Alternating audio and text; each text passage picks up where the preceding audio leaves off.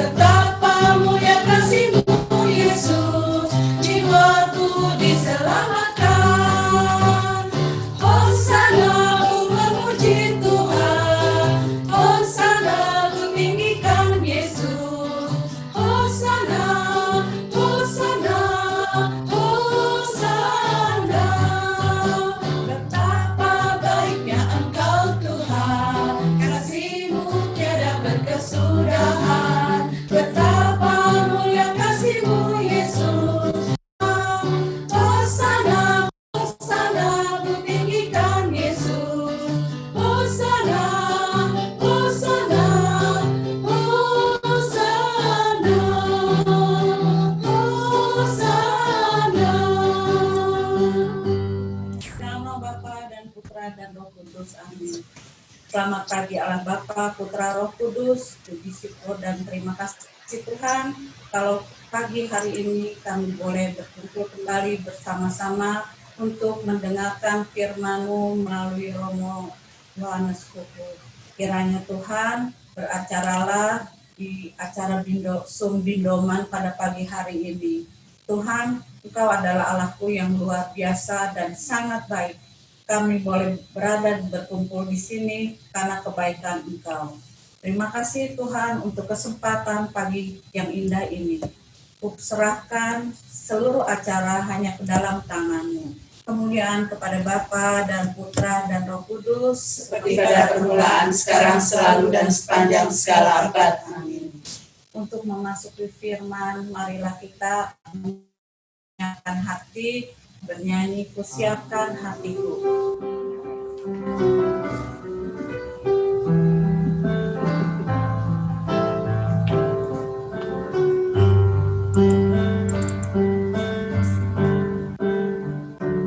Kusiapkan hatiku Tuhan, ku dengar firman-Mu saat ini. Ku sujud menyembah-Mu Tuhan, masuk hadirat-Mu saat ini. Curahkan urapan-Mu Tuhan bagi jemaat-Mu saat ini. Ku siapkan hatiku Tuhan, untuk dengar firman-Mu. Firman-Mu Tuhan, tiada berubah. Dahulu, sekarang, selama-lamanya, tiada berubah. Firman-Mu Tuhan, penolong hidupku. Ku siapkan hatiku Tuhan, untuk dengar firman-Mu. Firman-Mu Tuhan, tiada berubah. Dahulu, sekarang, selama-lamanya, tiada berubah. Firman-Mu Tuhan, penolong hidupku. Ku siapkan hatiku Tuhan, untuk dengar firman-Mu. Ku siapkan hatiku Tuhan, untuk dengar firman-Mu. Oh benar Tuhan, kami ingin dan rindu mendengarkan firman-Mu. Dan terima kasih Tuhan, kalau saat ini Kau kirimkan Romo Yohanes Kuku untuk menyampaikan firman-Mu. Kiranya menjadi kekuatan bagi kami dan menjadi berkat bagi banyak orang. Berkati Romokuku ya Tuhan, aku percaya Engkau beracara di dalam diri Romokuku. Terima kasih Tuhan untuk kesempatan yang indah siang hari ini. Kemuliaan kepada Bapa dan Putra dan Roh Kudus, seperti pada permulaan, sekarang, selalu, dan sepanjang segala abad. Amin.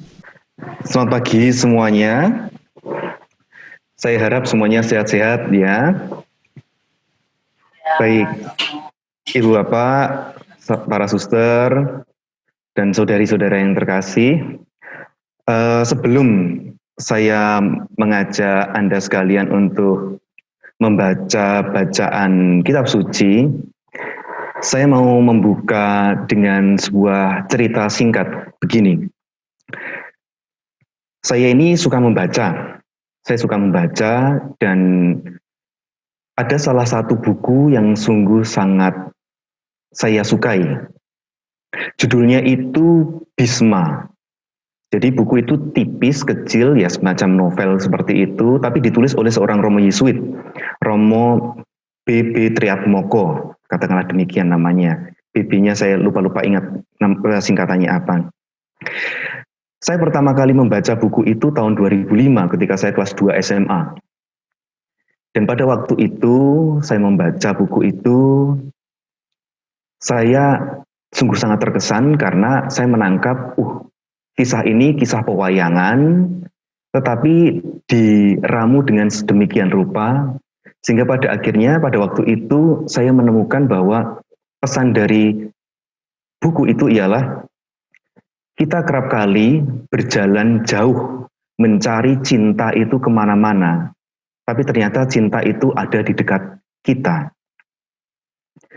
Nah, terus kemudian bulan berikutnya saya masih terngiang-ngiang dengan buku ini. Saya kira ini buku tentang percintaan. Setelah saya baca lagi, ternyata saya menemukan hal yang berbeda.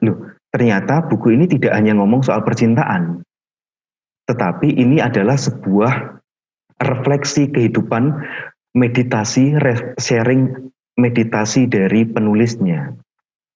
Singkat kata, Ibu Bapak, saudari-saudara yang terkasih, apa yang mau saya katakan di sini? Satu teks, ketika kita baca, mungkin berkali-kali, juga bisa memiliki makna yang berbeda setiap kali kita membaca. Pada hari ini, saya mau mengajak Anda sekalian untuk membaca kisah hidup dari Abraham.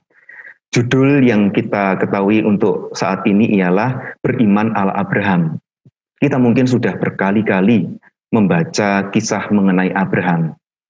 Tapi seperti pengalaman saya sendiri, ketika saya membaca sebuah teks, itu tidak selalu berkata hal yang sama. Bisa sangat besar kemungkinan ketika saya membaca di kali yang berikutnya, itu memiliki makna yang berbeda, di mana itu sungguh sangat berbicara secara personal pada saya. Nah, maka Ibu Bapak, saudari-saudara yang terkasih, mungkin apa yang mau saya sampaikan ini berbeda dari yang pernah kita dengar atau mungkin juga sudah pernah kita dengar. Karena saya mau mengajak Anda sekalian untuk melihat, jadi begini, saya ini saat ini berada di Roma. Oh iya, saya belum perkenalan nama saya ya. Nama saya Romo Yohanes Kukuh Cahyo Wicaksono. Saya biasa dipanggil Romo Johan. Saya asal dari Cepu dan sekarang tugas di Roma untuk tugas belajar. Dan kebetulan saya saat ini belajar filsafat. Maka apa yang mau saya ajak untuk Anda sekalian ialah melihat kisah Abraham ini dari apa yang saya pelajari. Jadi bukan dari sisi yang biasa kita dengar untuk melihat dari membedah dari kitab sucinya, enggak. Saya mau melihat dari sisi-sisi ada seorang filsuf terkenal namanya Søren Kierkegaard, itu juga merenungkan kisah Abraham ini. Dan itu sangat indah. Nanti akan saya ceritakan bagaimana permenungan dari seorang filsuf ini melihat kisah Abraham ini dan apa nanti maknanya bagi kita. Maka Ibu Bapak, saudari-saudara yang terkasih, Mari saya mengajak Anda sekalian untuk membaca sepenggal dari kisah Abraham. Kisah Abraham itu dimulai dari Kejadian bab 12 sampai dengan Kejadian bab 25. Jelas tidak mungkin saya mengajak Anda sekalian untuk membaca sedemikian panjang. Maka saya memilih Kejadian bab 22 ayat 1 sampai dengan ayat 19. Saat di mana kepercayaan Abraham itu diuji. Kejadian bab 22 ayat 1 sampai dengan ayat 19. Bagi yang membawa kitab suci bisa juga ikut membacanya. Saya akan membacakan. Kepercayaan Abraham diuji. Setelah semuanya itu, Allah mencoba Abraham. Ia berfirman kepadanya, Abraham, lalu sahutnya, ya Tuhan, firman-Nya, ambillah anakmu yang tunggal itu, yang engkau kasihi, yakni Ishak. Pergilah ke tanah Moria, dan persembahkanlah dia di sana, sebagai korban bakaran pada salah satu gunung yang akan kukatakan kepadamu. Keesokan harinya, pagi-pagi, bangunlah Abraham. Ia memasang pelana keledainya dan memanggil 2 orang bujangnya beserta Ishak anaknya. Ia membelah juga kayu untuk korban bakaran itu. Lalu berangkatlah ia dan pergi ke tempat yang dikatakan Allah kepadanya. Ketika pada hari ketiga, Abraham melayangkan pandangannya. Kelihatanlah kepadanya tempat itu dari jauh. Kata Abraham kepada kedua bujangnya itu, tinggallah kamu di sini dengan keledai ini. Aku beserta anak ini akan pergi ke sana, kami akan sembahyang. Sesudah itu, kami kembali kepadamu. Lalu Abraham mengambil kayu untuk korban bakaran itu dan memikulkannya ke atas bahu Ishak anaknya. Sedang di tangannya dibawanya api dan pisau. Demikianlah keduanya berjalan bersama-sama. Lalu berkatalah Ishak kepada Abraham, ayahnya, Bapa, saut Abraham, ya anakku. Bertanyalah ia, di sini sudah ada api dan kayu, tetapi di manakah anak domba untuk korban bakaran itu? Sahut Abraham, Allah yang akan menyediakan anak domba untuk korban bakaran baginya, anakku. Demikianlah keduanya berjalan bersama-sama. Sampailah mereka ke tempat yang dikatakan Allah kepadanya. Lalu Abraham mendirikan mezbah di situ. Disusunnyalah kayu, diikatnya Ishak anaknya itu, dan diletakkannya di mezbah itu, di atas kayu api. Sesudah itu Abraham mengulurkan tangannya, lalu mengambil pisau untuk menyembelih anaknya. Tetapi berserulah malaikat Tuhan dari langit kepadanya, Abraham, Abraham. Sahutnya, ya Tuhan. Lalu ia berfirman, jangan bunuh anak itu, dan jangan kau apa-apakan dia, sebab telah ku ketahui sekarang bahwa engkau takut akan Allah, dan engkau tidak segan-segan untuk menyerahkan anakmu yang tunggal kepadaku.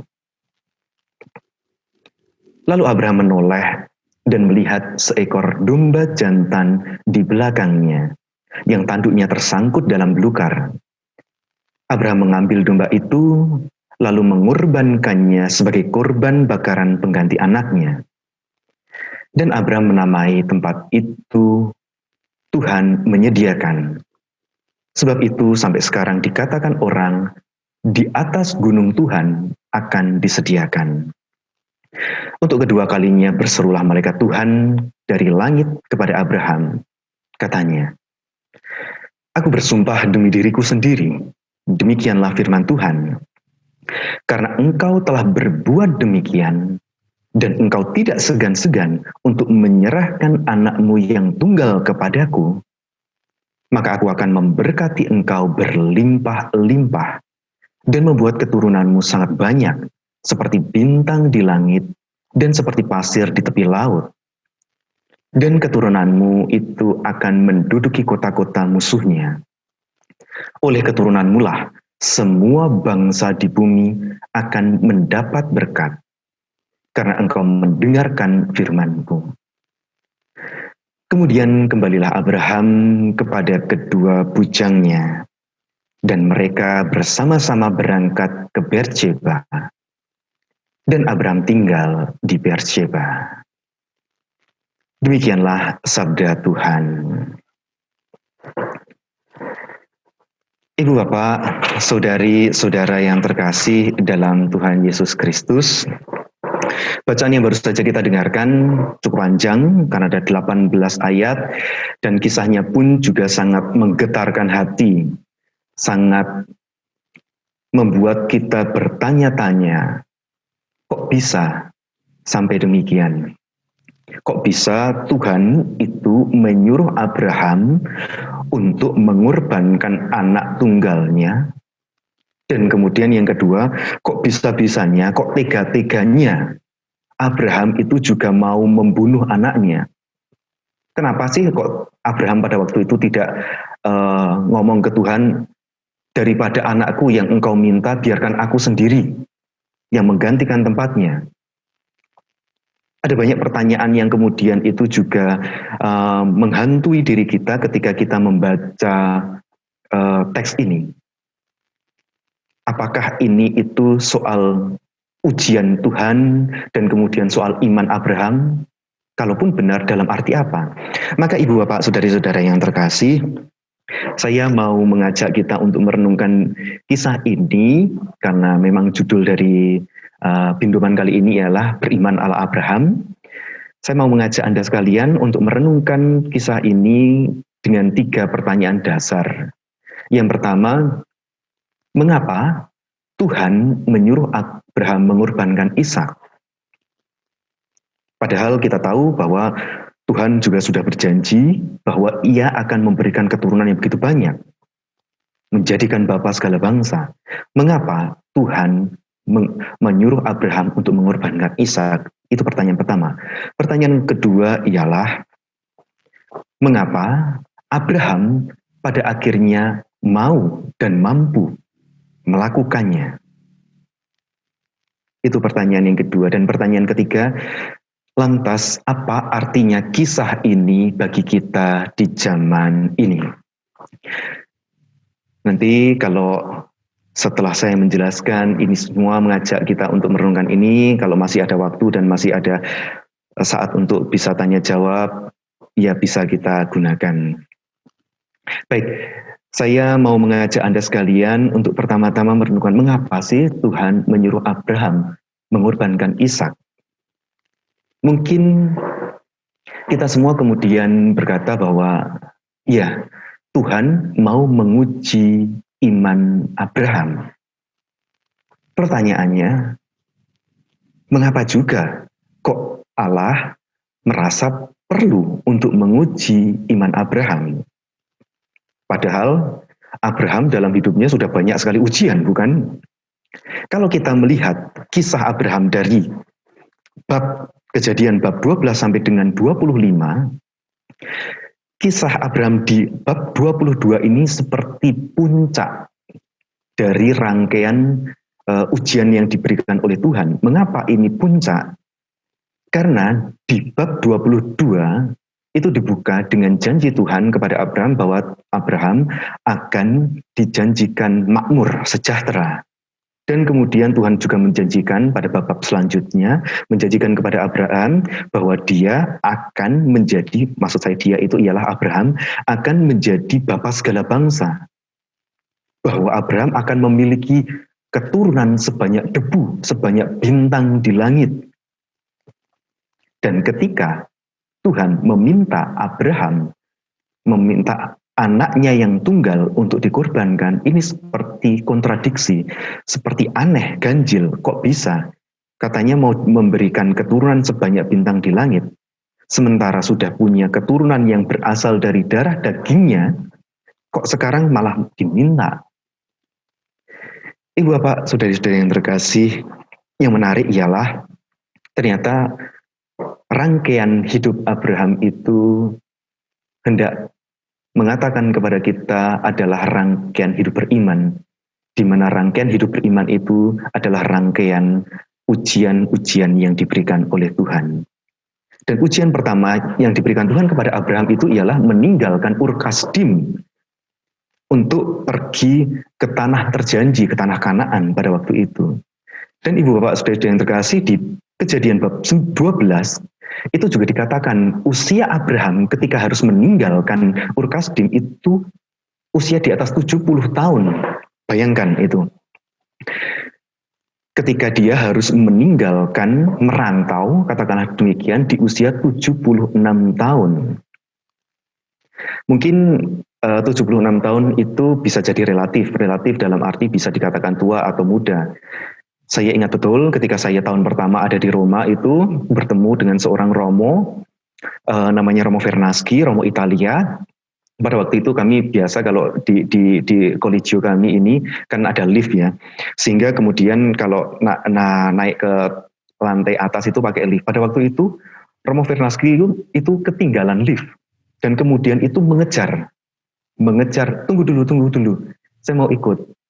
Romo Vernaschi pada waktu itu umur 84 tahun, tapi masih bisa berlari layaknya saya yang masih berusia 32 tahun ini. Beliau berlari. Singkat kata yang mau saya katakan, usia itu kadangkala ya masih relatif. Bisa jadi usia 70 tahun itu tua, tapi kalau saya melihat di sini usia 80 itu masih bisa berjalan dengan tegap, berlari bahkan. Kita bayangkan pada waktu itu Abraham umur 78-76 tahun, katakanlah demikian, itu juga belum tua-tua amat bisa dikatakan demikian. Tapi poinnya bukan itu. Poinnya ialah Abraham harus meninggalkan tempat yang dia sudah selama 70-an tahun itu tinggal bersama. Sehingga dia harus meninggalkan segala macam kenangan, keterikatan batinnya dengan tempat itu. Dan itu tidak mudah. Ibu bapak saudara-saudara yang terkasih, mungkin Anda sekalian yang pernah punya pengalaman merantau, entah di kampung orang, entah di pulau orang, entah di negara orang, itu pun juga bisa merasakan betapa kemudian tarik ulurnya perasaan untuk meninggalkan tempat asal Anda sekalian. Dan lagi, apa yang dialami Abraham itu pergi ke sebuah tempat yang sama sekali dia tidak tahu tempatnya bagaimana. Dia hanya dijanjikan nanti di sana.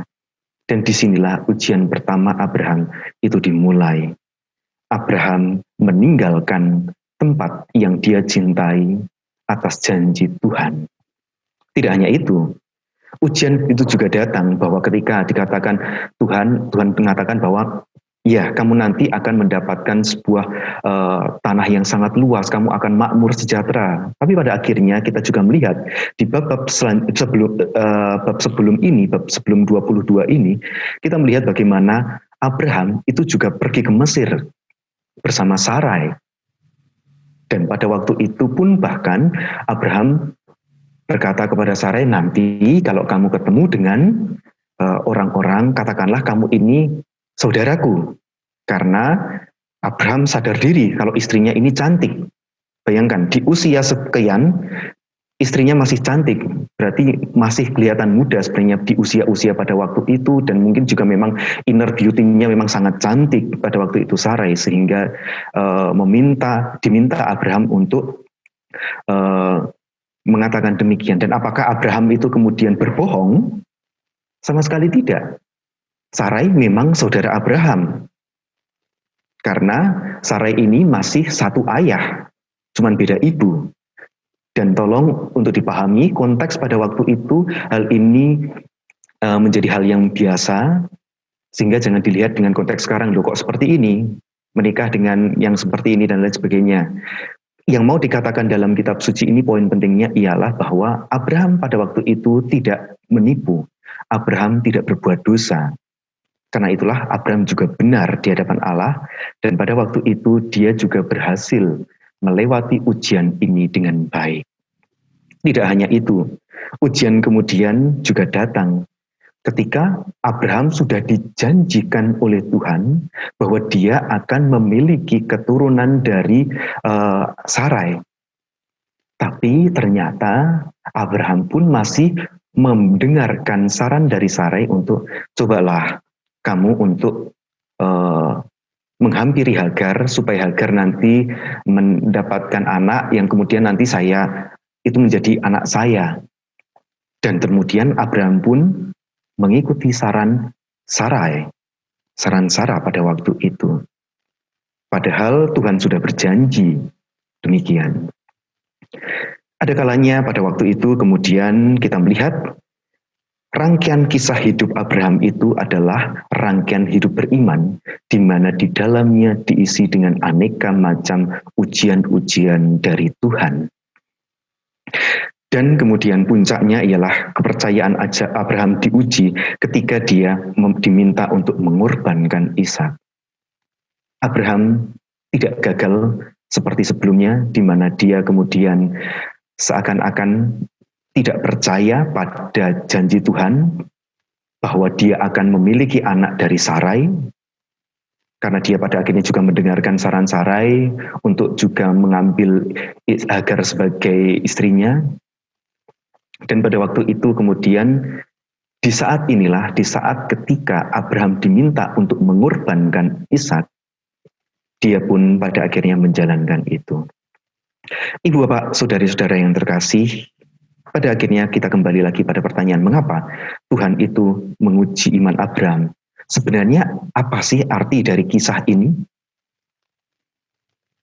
Sebenarnya apa sih arti dari kisah ini?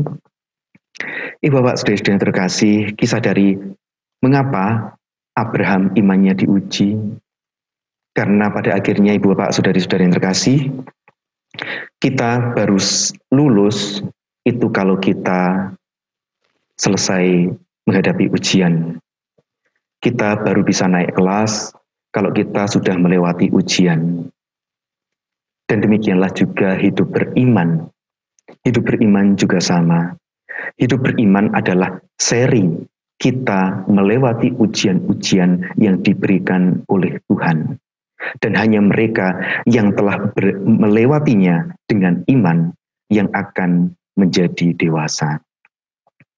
Itulah kemudian pada akhirnya ibu bapak saudara-saudari, mengapa Tuhan menguji Abraham, dan sebenarnya kisah ini mau menunjukkan kepada kita sebuah kebenaran bahwa ternyata hidup iman kita, hidup kita ini adalah hidup beriman, di mana dalam perjalanan waktu kita pun itu juga menghadapi aneka macam cobaan-cobaan, aneka macam ujian-ujian yang diberikan oleh Tuhan dalam hidup kita, yang pada akhirnya akan membawa kita semakin dewasa dalam menjalani hidup ini ketika kita mampu melewatinya.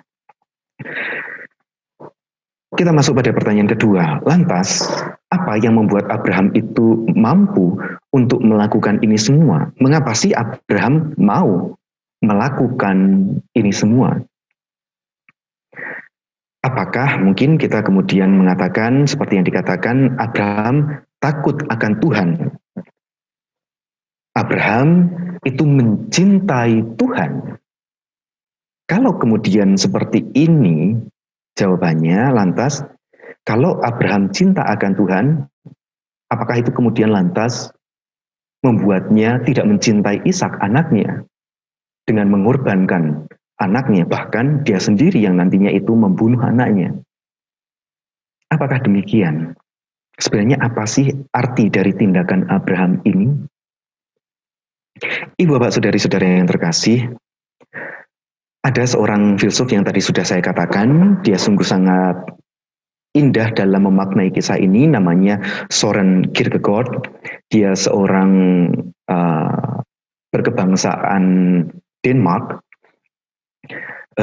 Dia seorang Lutheran, dia tidak seorang Katolik, tapi dia memiliki renungan yang sungguh sangat mendalam, refleksi yang sungguh mendalam dengan tentang kisah ini.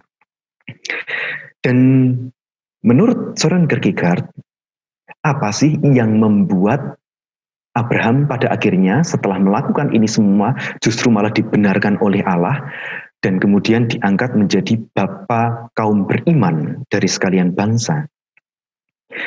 Kierkegaard mengatakan yang membuat Abraham besar itu bukan pada ketaatannya pada perintah Bapa. Karena kalau demikian lantas ketaatannya bisa jadi menjadi ketaatan yang buta. Yang membuat Abraham itu besar ialah dia percaya, dia memiliki harapan bahwa Ishak akan kembali kepadanya hidup-hidup. Bahwa Allah itu akan menyediakan kurban bakarannya sendiri dari persembahan ini. Dan kepercayaan itulah yang membuat Abraham besar. Bahwa Tuhan dapat melakukan hal yang mustahil dalam kehidupan ini. Dan itu terjadi, kepercayaan itu terjadi, harapan itu terjadi, itu juga sebagai bukti wujud bahwa Abraham mencintai Ishak dengan sepenuh-penuhnya. Karena dia juga mengharapkan Ishak itu tetap hidup. Karena tidak mungkin iman itu bisa berjalan tanpa cinta. Iman tanpa cinta menjadi tidak bermakna. Maka di situ Kierkegaard membandingkan kisah itu dengan kemudian kisah di Lukas bab 14 ayat 26. Di mana di situ dikatakan Tuhan Yesus berkata kepada para murid atau orang-orang di sekitarnya, jikalau seorang datang kepadaku dan ia tidak membenci bapaknya, ibunya, istrinya, anak-anaknya, saudara-saudaranya laki-laki atau perempuan, bahkan nyawanya sendiri, ia tidak dapat menjadi muridku. Kierkegaard kemudian mengatakan kerap kali ya kisah ini diperlunak, bahwa membenci itu artinya ya tidak menempatkan sebagai prioritas. Ketika kita mengikuti Yesus, ya kita sudah all out saja pada Yesus, kemudian kita tinggalkan saja orang-orang di sekitar kita yang kita cintai. No, tidak demikian. Membenci dalam arti ini itu tidak demikian. Membenci dalam arti ini, dalam arti bahwa mengikuti Tuhan itu tidak mudah. Yang kerap kali justru juga menempatkan orang-orang sekitar kita itu pada kesulitan. Yang kerap kali juga membuat kita itu kesulitan dalam menjalani hidup ini. Mengapa demikian? Karena jika iman itu tanpa cinta, jika mengikuti Yesus itu tanpa cinta juga kepada orang-orang di sekitar kita, maka apa yang kita lakukan untuk mengikuti Yesus itu tidak ada artinya. Petrus, kemuridan Petrus itu menjadi tidak sama sekali tidak berarti ketika dia meninggalkan keluarganya dan mengikuti Yesus hanya karena dia tidak mau tanggung jawab terhadap keluarganya. Abraham pun demikian, menjadi tidak bermakna imannya kepada Tuhan ketika dia tidak mencintai Ishak. Kami pun para imam, biarawan-biarawati, pilihan kami untuk mengikuti Tuhan dengan jalan panggilan khusus ini menjadi tidak bermakna kalau kami semua itu tidak mencintai keluarga kami. Kami sungguh mencintai keluarga kami dan kami tahu apa yang kami tinggalkan untuk sesuatu yang sungguh sangat besar juga. Dan ini pula juga bermakna bagi kita semua dalam pelayanan-pelayanan kita. Pelayanan-pelayanan kita, aktivitas-aktivitas kita hidup menggereja menjadi kurang bermakna kalau kita sebenarnya juga tidak mencintai keluarga kita, kalau kita tidak mencintai orang-orang yang kita layani. Menjadi tidak bermakna ketika kita melakukan pelayanan karena kita mau meninggalkan rumah saja sebagai bentuk pelarian. Maka ibu bapak, saudari-saudara yang terkasih, iman tanpa cinta itu sama sekali tidak bermakna. Dan apa yang dilakukan oleh Abraham ini sebenarnya sebuah bentuk iman yang dilandasi oleh cinta yang sungguh sangat besar. Maka ibu bapak, saudari-saudari yang terkasih, kita bisa membayangkan perjalanan Abraham ke Gunung Moriah selama 3 hari itu menjadi perjalanan yang sangat panjang bagi Abraham. Mengapa? Perjalanan yang kemudian dipenuhi dengan kegalauan, dipenuhi oleh kegamangan. Benarkah ini? Di mana Abraham selain juga meyakinkan dirinya kalau Tuhan pasti akan menyediakan jalan, menyediakan kurban bakaran bagi persembahan ini, tapi juga di sisi lain dia juga pasti berpikir, sebentar, jangan-jangan ini hanya ujian dari Tuhan untuk menguji apakah saya itu juga mencintai mencintai Ishak maksud saya. Dan kemudian di dalam perjalanan itu pun sebenarnya Abraham juga memiliki kemungkinan bahwa setiap tapak kaki yang dia alami sepanjang perjalanan menuju Gunung Moriah itu pun juga ada kemungkinan bahwa dia untuk berhenti. Sebentar, ini pasti maksudnya Tuhan ialah menguji saya untuk mencintai Ishak atau tidak, bukan untuk mengorbankannya. Maka ibu bapak, saudara-saudara yang terkasih, kisah ini pun juga sebenarnya sungguh sangat bermakna bagi kita. Bukankah dalam perjalanan hidup ini ketika kita menjalani salib kita pun juga dalam tarik ulur ini. Kita meyakinkan diri kita bahwa kita itu memiliki harapan, memiliki keyakinan Tuhan menyediakan jalan. Tapi di sisi lain, kalkulasi, perhitungan manusiawi kita itu mengatakan tidak, ini nggak mungkin. Dan disitulah kerap kali tarik ulur di dalam hidup beriman. Dan pada akhirnya apa yang membuat Abraham itu besar? Karena imannya dia menang dalam menjalani aneka macam kegalauan, kegamangan hidupnya.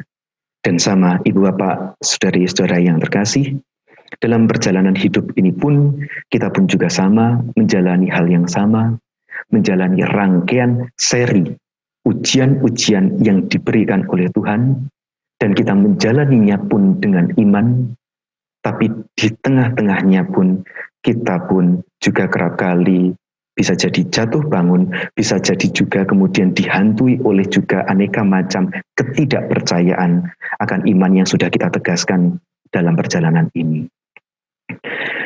Maka ibu bapak, saudari, saudara yang terkasih, itulah beriman ala Abraham. Itulah yang membuat Abraham itu sedemikian besar. Abraham besar bukan pertama-tama karena ketaatan butanya kepada perintah Tuhan. Karena kalau demikian menjadi berabe, menjadi repot. Orang bisa mengklaim bahwa saya ini sedang diminta oleh Tuhan untuk melakukan hal-hal ini dan itu. Tetapi yang dilakukan oleh Abraham lain. Dia yakin itu semua, dan itu semua dilakukan berlandaskan dengan cinta. Cinta kepada Ishak anaknya.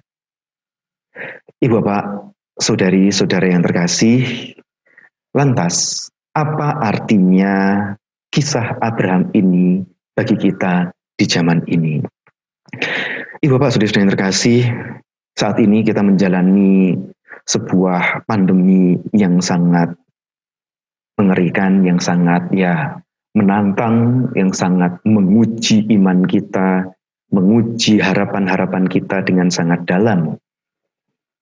Dan itu pun di sini juga terasa, kami di sini di Eropa, di Italia itu pun juga terasa, saya pun juga mendengar banyak kisah, di Indonesia pun juga sungguh sangat terasa bagaimana betapa sulitnya menjalani perjalanan saat ini.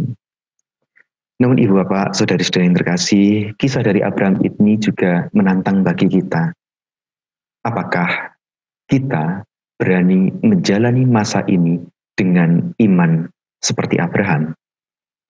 Iman yang percaya bahwa Tuhan pasti akan juga menyediakan jalan, pasti ada yang terbaik yang sedang dipersiapkan Tuhan bagi kita masing-masing secara personal, bagi keluarga kita, yang mungkin pada saat ini juga kita begitu kesulitan banyak hal, pekerjaan menjadi susah, roda ekonomi menjadi susah, kita pun juga dilanda oleh aneka macam ketakutan, kekhawatiran, karena kita mendengar aneka macam berita-berita yang berseliweran, entah di sosial media, entah di mana-mana. Itu kemudian pada akhirnya mengajak kita memiliki iman atau tidak. Maka Ibu Bapak, Saudari-saudari yang terkasih, bagaimana konkretnya pada akhirnya? Ya, kalau Abraham pada saat ini ada di sini, mungkin dia akan menjalani kehidupannya dengan sebaik-baiknya, menjalani hidupnya dengan penuh cinta. Dia pun pasti juga akan memakai masker ketika dia pergi keluar rumah dan bertemu dengan orang. Dia pun juga pasti akan membawa hand sanitizer kemana-mana. Dia pun juga akan berpikir berkali-kali untuk kemudian melakukan tindakan-tindakan ceroboh kepada orang-orang di sekitarnya karena dia mencintai orang-orang di sekitarnya. Tapi dia pun juga memiliki iman yang besar bahwa pandemi ini akan berakhir, bahwa Tuhan akan menguatkan dirinya, menguatkan kita semua setelah kita melalui masa-masa ini.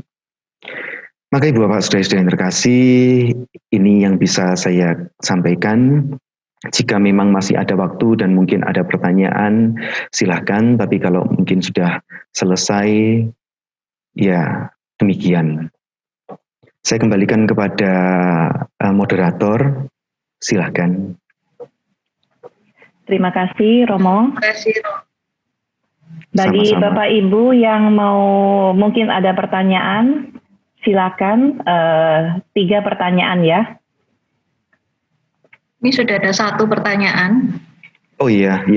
Oke, Allah Vera. berbicara kepada Abraham, apakah dapat didengar oleh Ishak dan orang lain, ataukah berupa suara hati ya Romo?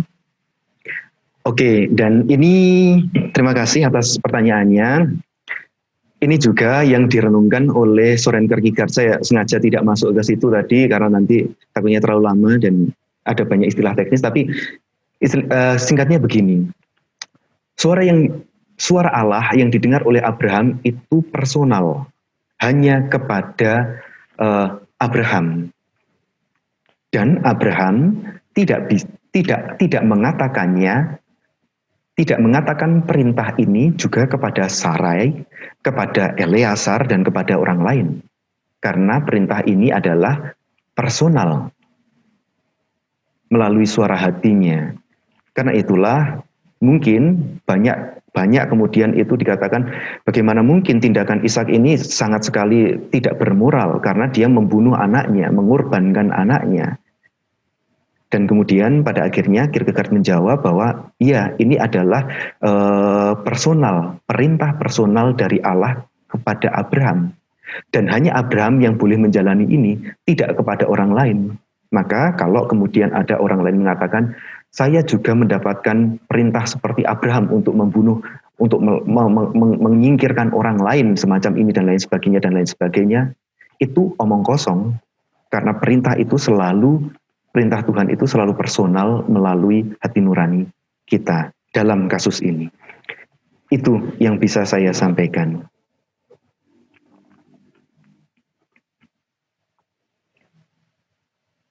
Terima kasih. Apakah ada pertanyaan lagi?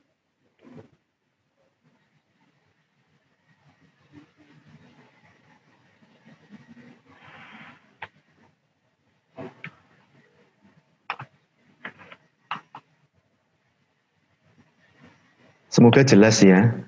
Semoga jelas bukan belas.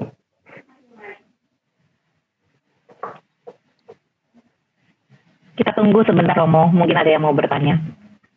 Oh iya. Romo, saya mau tanya Romo. Oh iya. itu ada kelompok Mesianik mengatakan bahwa setelah pengorbanan itu di ayat 19 kan disebut Abraham turun dan bersama-sama dengan dua bujangnya. Tidak disebutkan Ishak. Apakah Ishak tidak ikut turun atau bagaimana? Ya, Iskaknya ikut turun, Bu. Tapi, oh ya, terima kasih atas pertanyaannya. Iskaknya ikut turun. Kalau nggak turun, nanti kemudian yang nikah sama Ribka siapa? Jadi Ishak pun juga ikut turun pastinya. Cuma tidak dikatakan demikian karena memang fokus dari kisah ini ialah kepada Abraham. Kita seakan-akan itu diajak untuk melihat bagaimana pergulatan hati Abraham. Bahwa beriman itu juga penuh kegentaran hati. Bahwa untuk beriman kepada Tuhan itu orang kadangkala juga ada kegamangan untuk percaya dan untuk tidak. Untuk menjalaninya dengan penuh kepercayaan atau dengan ragu-ragu dan lain sebagainya. Itulah sebenarnya kita mau diajak untuk masuk kepada cara beriman dari Abraham yang demikian. Itu sebenarnya. Terima kasih. Boleh saya tanya, Pastor? Oh iya, silahkan. Saya mau tanya, tadi kan Pastor jelasin Tuhan itu kan memberikan satu ujian kepada Abraham, ya kan? Bagaimana juga dengan kehidupan kita, pasti yang kita lewatin, pasti kita juga adalah diberikan ujian-ujian dari Tuhan, gimana kita bisa melewati satu tahap itu.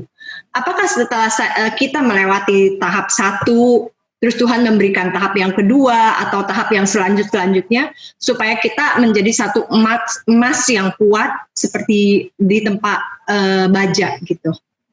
Apakah Tuhan memberikan ujian-ujian selanjutnya agar kita istilah katanya tuh menurut pewarta atau menurut siapa gitu ya, kalau kita sering dengerin kita akan menjadi satu emas yang murni, terus Tuhan akan memberikan ujian-ujian itu secara bertahap, secara berkala sampai dia tahu kemampuan kita dan dia tidak akan meninggalkan kita. Apakah seperti itu yang dimaksud? Terima kasih, Pastor. Terima kasih. Iya, Ibu. Persis seperti itu juga yang mau saya sampaikan. Yang mau saya sampaikan di sini melalui kisah dari Abraham. Bahwa kisah hidup kita, hidup beriman kita adalah rangkaian dari ujian-ujian yang diberikan oleh Tuhan. Dan ketika kita sudah melaluinya, entah kadang dengan baik, entah tidak, kita pun pasti juga belajar banyak. Pada akhirnya kita pun menjadi dewasa. Dan itu pun juga yang saya misalkan, katakanlah, kalau kita ujian, kalau kita mengingat masa-masa kita belajar dulu. Hal yang paling saya ingat itu bukan ketika saya mendapatkan nilai 10, tapi justru ketika saya mendapatkan nilai 5. Yaitu ketika saya gagal, bukan saya kemudian gagal sepenuhnya, tapi kemudian itu menjadi pengingat bagi saya, oh iya, saya pada akhirnya harus menjalannya dengan lebih baik lagi. Saya pada akhirnya belajar dari kesalahan itu. Dan aneka ujian itu yang kita lalui pada akhirnya itu bermaksud untuk membuat kita semakin dewasa, semakin belajar lagi menjalani apa artinya percaya kepada Tuhan dalam hidup kita melalui rangkaian pengalaman yang sudah Dia berikan kepada kita. Itu. Oke, thank you, Pastor. Sama-sama. Oke, satu pertanyaan terakhir. Vera, tolong bisa dibacakan dari chat.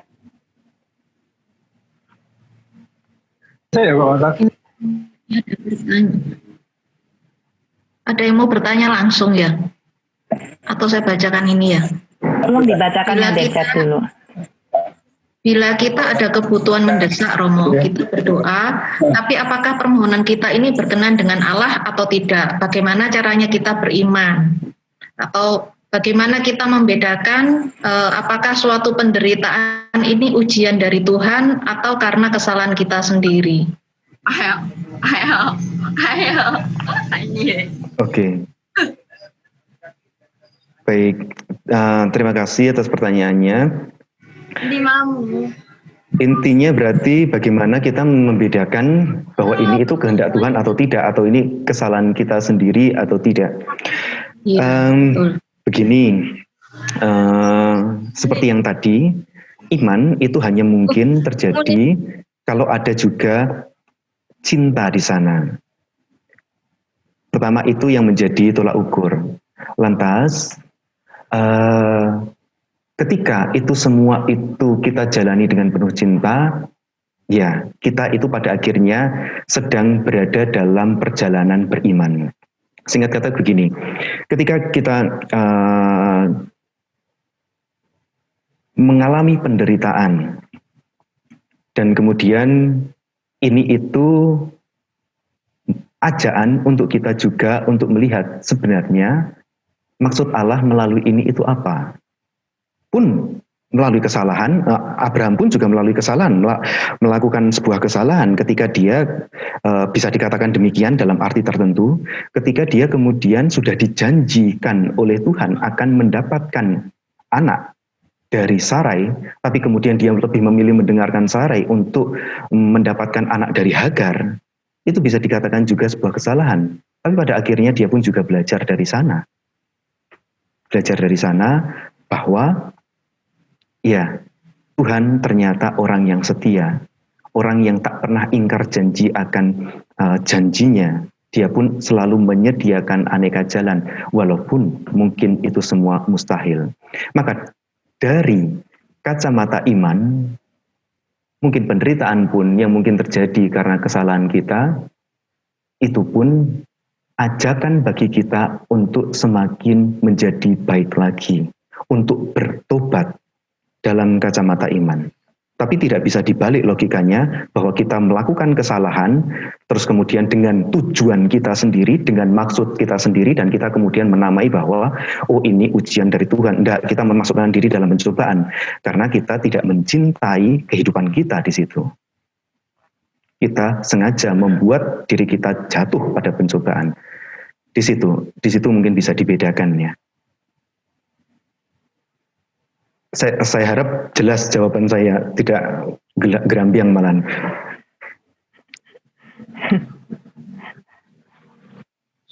Baik. Pak Risa, bagaimana Pak Risa?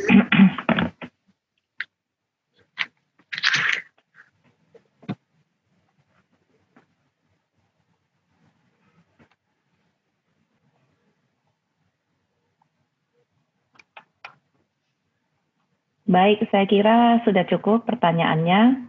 Selanjutnya kita ke beberapa pengumuman, kemudian lagu penutup, dan nanti minta berkat penutup dari Romo ya. Ya, pengumumannya untuk minggu depan, sebentar, saya mau merangkum sebentar ya Romo ya. Jadi beriman ala Abraham itu tadi kan ada pertanyaan mengapa Tuhan menguji iman Abraham, karena hidup beriman ini supaya kita tahu benar-benar apakah kita sudah beriman atau belum itu harus diuji gitu ya Romo ya. Yeah. Sedangkan kalau kita sudah bisa melewati ujian-ujian itu, kita bisa dianggap sebagai dewasa dalam iman. Kemudian apa yang membuat Abraham itu mampu untuk melewati ujian-ujian itu, sebab Abraham tidak hanya taat saja kepada Tuhan, tapi ia mempunyai cinta. Karena iman tanpa cinta tidak akan berhasil melewati ujian-ujian ini. Jadi dalam masa pandemi ini sebaiknya kita semua dalam ujian-ujian ini kita tetap berharap kepada Tuhan dengan penuh cinta, bahwa di masa yang akan datang sebentar lagi kita akan melewati bersama-sama dan pandemi ini akan segera berlalu. Dan kita tetap berkarya di dalam masa pandemi ini, beriman bahwa Tuhan selalu menyertai kita, mendampingi kita. Begitu ya Romo kira-kira ya. Ya, dan menjalani hidup ini dengan penuh cinta juga.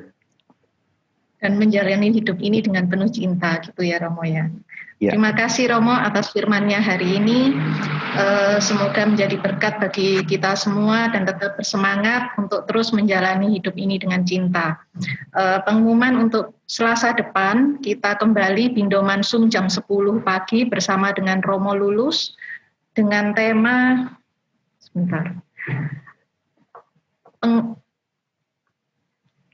Sengsara membawa nikmat, yang diambil dari kitab Petrus, 1 Petrus bab 18 ayat 21.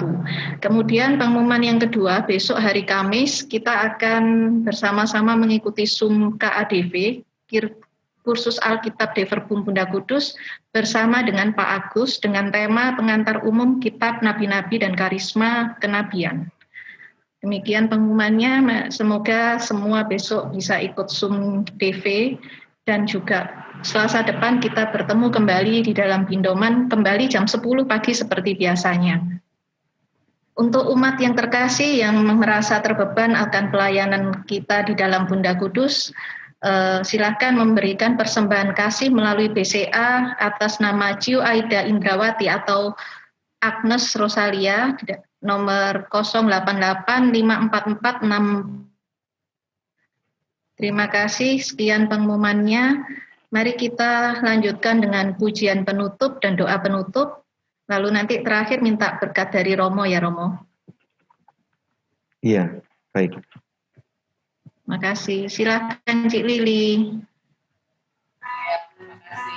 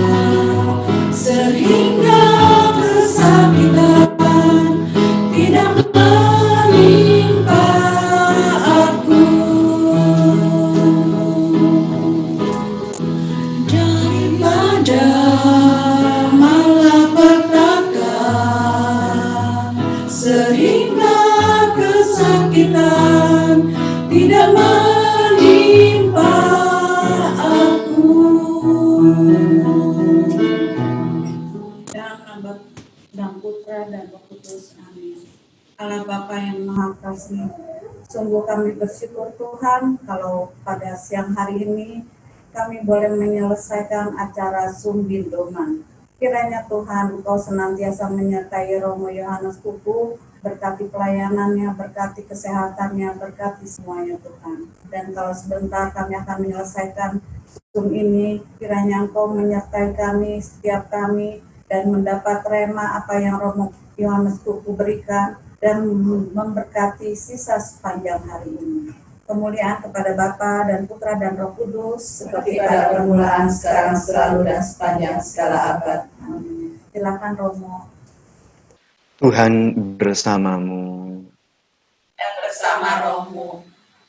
Semoga saudara sekalian, seluruh keluarga saudara sekalian, dan segala niat-niat baik saudara dalam menjalani hidup ini senantiasa dibimbing, dilindungi, dan diberkati oleh Allah yang Maha Kuasa, Bapa dan Putra dan Roh Kudus. Amin. Amin.